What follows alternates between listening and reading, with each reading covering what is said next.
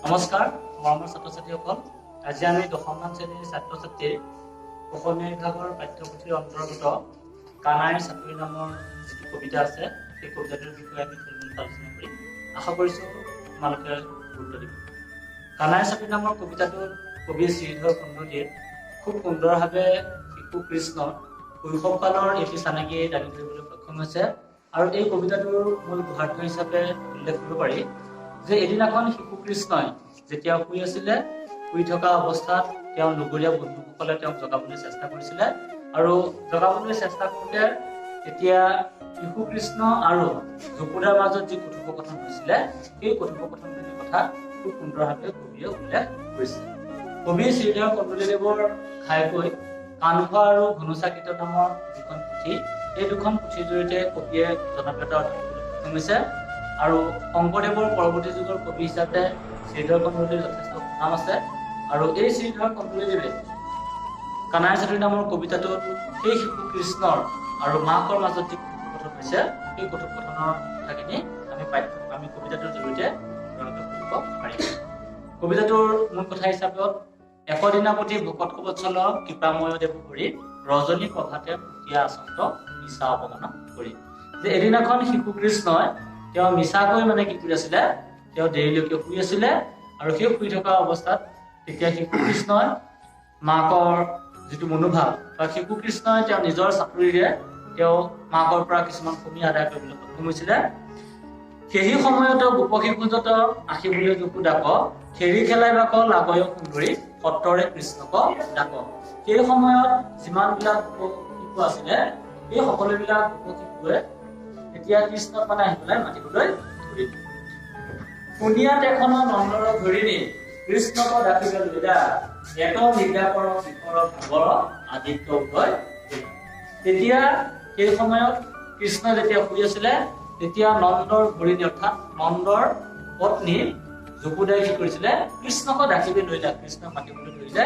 এত নিৰ্যাকৰ কিশোৰ ভাগৰ, ইমান দেৰিলৈকে যে তুমি যে শুই আছা, তুমিনো কিয় শুই আছা, কিয় তোমাৰ ভাগৰ লাগিছে? আদিত্য উদয় ভৈলা, অৰ্থাৎ কি হল, সূৰ্যটো কি হল, উদয় হৈছে।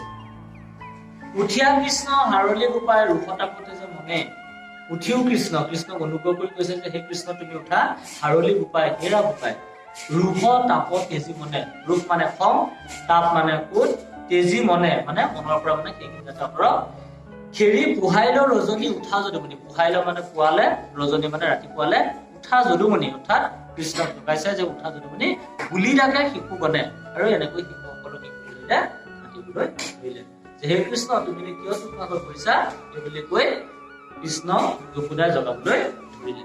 যশোদাৰ বাণী শুনি চক্ৰবাণী বুলন্ত নমতা মাও, যশোদাৰ কথা শুনাৰ পিছত শিশু শুনি চক্ৰবাণী কৃষ্ণ কি কৰিলে, বুলন্ত নমতা মাও, মুখে একো কি কৰা নাই, মাত কৰা নাই। তোমাৰ আটাই গোপাই বুলন্ত মুজুৰাই মোৰ গাঁও, যে তোমাৰ আটাই তুমি মোক গোপাই বুলি মাতিছে, কিন্তু তেওঁ কি কৰা নাই, মনটো ভাল লগা নাই। যশোদাই কৃষ্ণক জগাবলৈ চেষ্টা কৰিছে যদিও কৃষ্ণ কি কৰিব বিচৰা নাই, তেওঁ উঠি আহিব বিচৰা নাই। আৰু এই কথাখিনিৰ জৰিয়তে আমি এইটো কথা উপলব্ধি কৰিছো যে শিশু কৃষ্ণৰ মনত চাগে কিছুমান দুখ আছে, কিছুমান বেদনা আছে। আৰু এই যি দুখ বেদনা, সেই দুখ বেদনাখিনি যশোদাই কি কৰিব পৰা নাই, উপলব্ধি কৰিব পৰা নাই। সেইকাৰণে শিশু কৃষ্ণৰ প্ৰতি কি হৈছে, শিশু কৃষ্ণৰ মাকৰ প্ৰতি অকণমান কি হৈছে, বিকৃষ্ট হৈছে।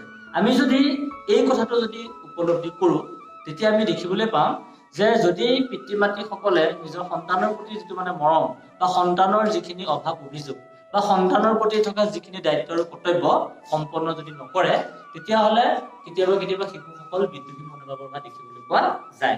আমি এই কবিতাটোতে দেখিবলৈ পাইছো যে শিশু কৃষ্ণই কিছুমান অসুবিধা বা সমস্যাৰ সন্মুখীন হৈছিলে, যিবিলাক সমস্যাৰ কি কৰিব পৰা নাছিলে, মাকে সমাধান কৰিব পৰা নাছিলে। সেইকাৰণে শিশু কৃষ্ণই যি মাক আৰু যশোদাৰ মাজত যি কথোপকথন, ঠিক তেনেকৈ আমিও যদি আমাৰ সমাজত যদি পিতৃ মাতৃ আৰু অভিভাৱকসকলে নিজৰ সন্তানসকলৰ যদি অভাৱ অভিযোগ সমস্যা, তেওঁলোকৰ ওজৰ আপত্তি, এইসমূহ যদি বিশ্লেষণ কৰি পেলাই যদি আগবাঢ়িব পাৰে, তেতিয়াহ'লে সমস্যাবিলাকৰ পৰা শিশুকেন্দ্ৰিক সমস্যা বহুতৰ পৰা আমি কি কৰিব পাৰিম, হাত সাৰি থাকিব পাৰিম। আৰু এই কাণখোৱা কবিতাত এই শিশু কৃষ্ণ আৰু যশোদাৰ মাজত যি কথোপকথন, এই কথোপকথনখিনিয়ে উল্লেখ কৰিছে। লগতে উল্লেখ কৰিছে যে দিন 4-5 নুঠিব নাখাইব নাযাইব গুৰুক স্থানে, 4 দিন 5 দিনলৈকে তেওঁ নুঠেও নাখায় আৰু তেওঁ গুৰু ৰাখিবলৈও নাযায়। দুৰ্দশা কলংক দুখ সমৰণতে নসহে মূল পৰা নাই। যে মই যে দুখ যে কৰিছো সেই দুখৰ পৰা মানে মই যেতিয়ালৈকে সমিধান নাপাওঁ তেতিয়ালৈকে মানে মই 4 দিন 5 দিনলৈকে মই ভাতো নাখাওঁ আৰু মই কি নকৰো যে শিশুসকলৰ লগতো মানে মই কি নাযাওঁ গৰু চৰাবলৈ নাযাওঁ। এইদৰে যশোদাই শিশু কৃষ্ণ শিশু কৃষ্ণ আৰু কৃষ্ণ আৰু যশোদাৰ মাজত যি অভিযোগ প্ৰতিযোগ সেই অভিযোগৰ আমি প্ৰতিশ্ৰুতি দেখিবলৈ পাইছো। আশা কৰিছো ছাত্ৰ ছাত্ৰীসকলে কিছু পৰিমাণে উপকৃত হ'ব আৰু আমি পৰৱৰ্তী কথাখিনি আমি পৰৱৰ্তী সময়ত আলোচনা কৰিম।